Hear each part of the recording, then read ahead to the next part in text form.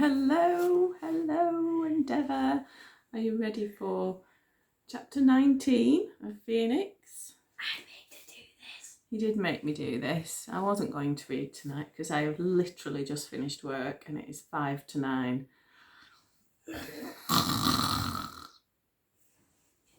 I'm so tired. Anyway. Whatever.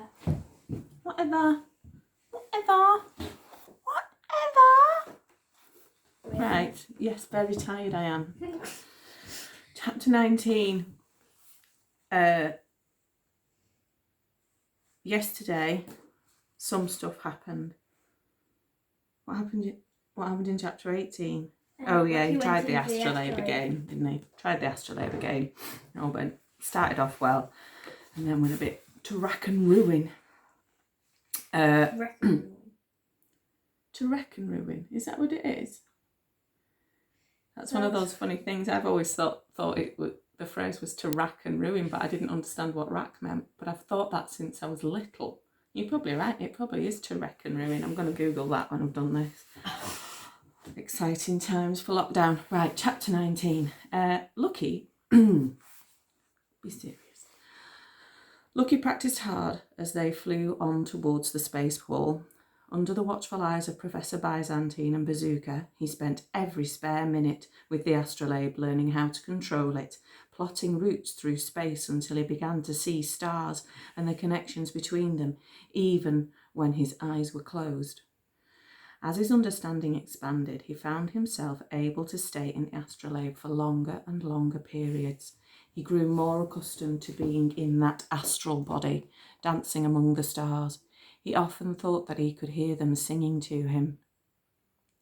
Songs that lifted his spirits with words of encouragement, even as he caught snatches of those other songs, those strange sad songs whose meanings he could not fathom. Yet, whenever he asked the astrolabe about his father, it always gave him the same response, flinging him off to the edge and out of the map. Always he would lose control and come crashing back into his clumsy, gravity-bound body again. It was always painful. Even more painful were the occasions when his power rose up inside him, and these now happened every day. The professor tested it relentlessly. He would goad and provoke Lucky until he panicked. Then, inevitably, the power would rise. His hands would start to shine. Flames would spill out of him. It would take all his strength to pull it back inside him, and then he would feel utterly spent, exhausted, and in terrible pain.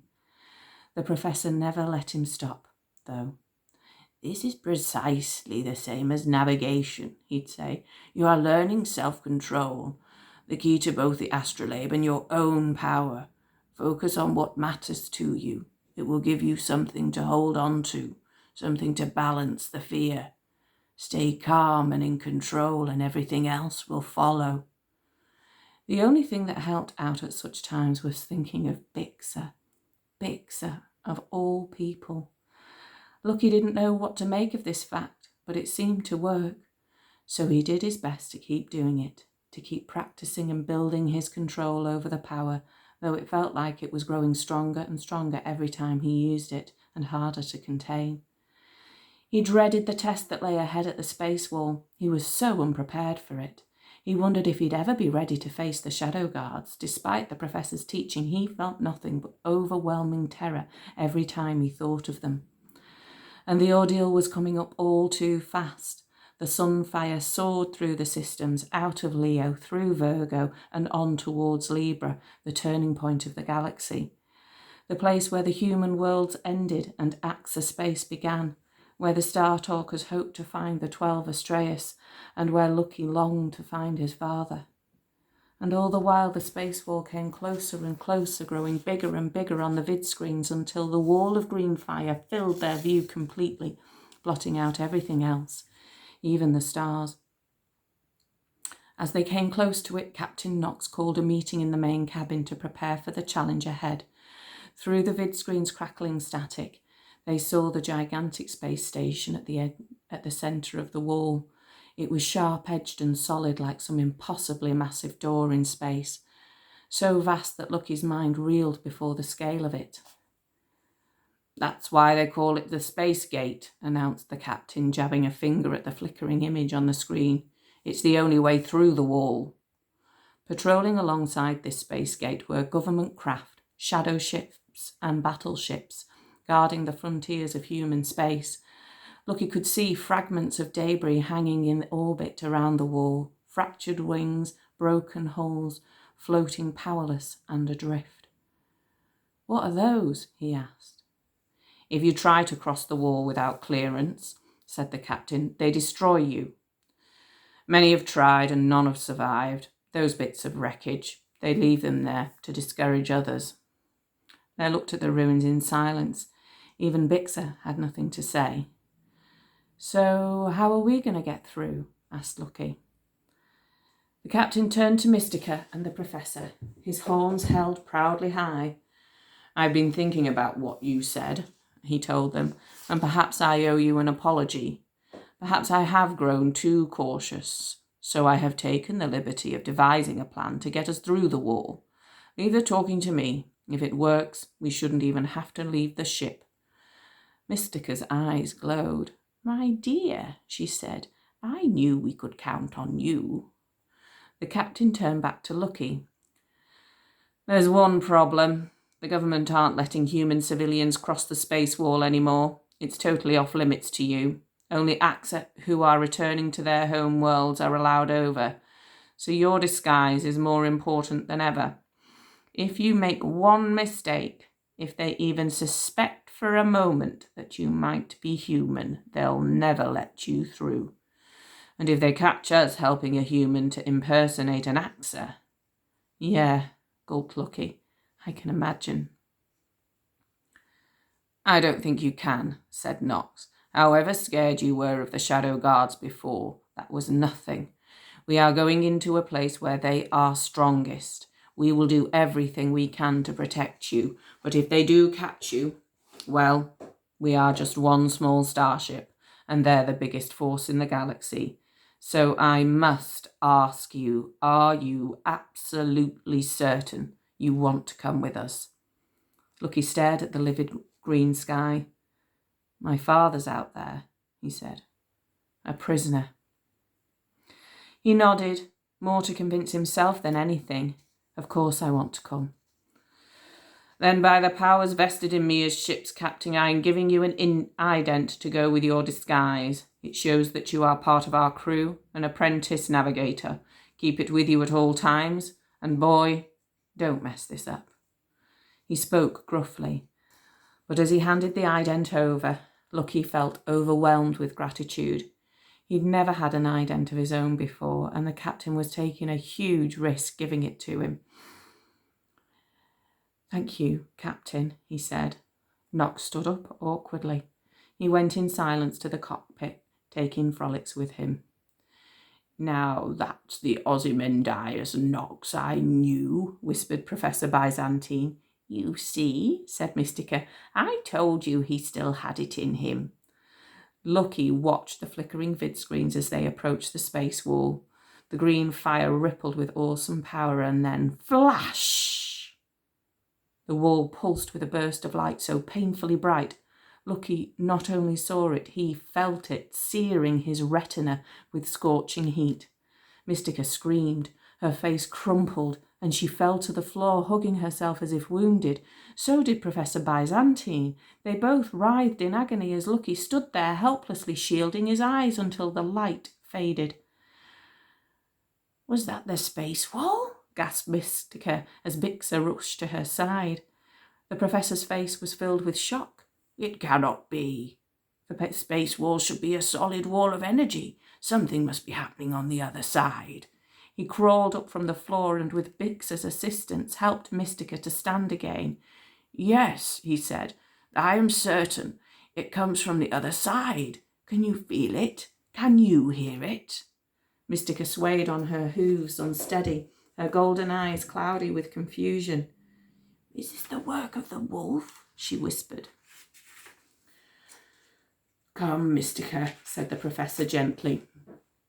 Let me take you to your quarters. You need rest.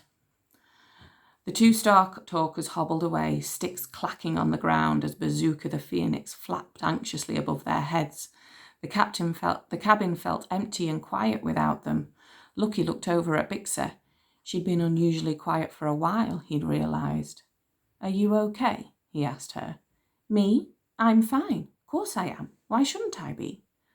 "Well, Mystica and the Professor, I mean, they both felt something, and they're both Star Talkers. Didn't you feel it too?" "I'm not a Star Talker," she muttered. "I don't think I am either," he mused. "I didn't feel anything or hear anything." "Good for you. Only an idiot would want to be a Star Talker." Lucky peered at Bixer. "The way they talk about it, it sounds amazing." "Yeah," her needles flashed dangerous colours. "Well, your weirdo power sounds amazing to me. Having that power to torch anyone you like, I'd give anything for that. But I don't see you getting so excited about it." "That's different," protested Lucky. "That's something that could destroy me. And being a Star Talker could destroy me. I couldn't fight anyone if I was a Star Talker, could I? I could never defend myself because I'd always have to see things from all sides. I'd be like Mystica, and look what it's like for her. I don't want that. I never wanted it." They flew on towards the space gate. No more pulses of light came from the wall. It was a solid barrier of green fire again. A barrier powerful enough to destroy any ship, smash any shields. The two of them looked out in silence as it overwhelmed the Sunfire's vid screens, engulfing them on all sides. "Well, there's something that might destroy us both," Lucky said quietly. "Yup," said Bixer, needles blanching pale as snow, shrinking back into her hair. "What's it really like, going through that thing?" he gulped, hoping she'd make a joke and make everything okay again. Bixer scowled at the space wall. Her needles were almost totally hidden now. "I don't remember," she said. "I was very young when we came through." "How do they power it anyway?" asked Lucky. "Where does the energy come from?" "How should I know?" she snapped. "Where do all your stupid questions come from? It's probably the same place." He stopped asking questions. Her words told him only one thing, and it was something he wished he didn't know. Bixer was as scared as he was. She might have outwitted the Shadow Guard on Leo 5, but these were still the people responsible for the death of her parents. The prospect of facing them again filled her with just as much fear as it filled him. And though their terror was the same, neither of them could do a thing to comfort the other in the face of it. No reassurance there then, and already Lucky could feel the ship decelerating. That easy, fluid motion of the Sunfire as she sailed through open space was gone. Ahead of them, the space gate loomed enormous, and now Lucky saw that its surface was hatched with numerous portals through which countless spacecraft were coming and going. The comm crackled into life. "Axacraft Sunfire requesting clearance to dock at Space Gate," came Captain Knox's voice. "Clearance assigned," came the reply. "You will land in Docking Bay Z." "Z," grunted Bixer. "Zero priority. We're going to be stuck in this place a while." One of the portals opened before them. The Sunfire edged through it into the vast steel hangar. The portal slid smoothly shut behind them as they touched down. Space was gone. The stars were gone. They'd landed.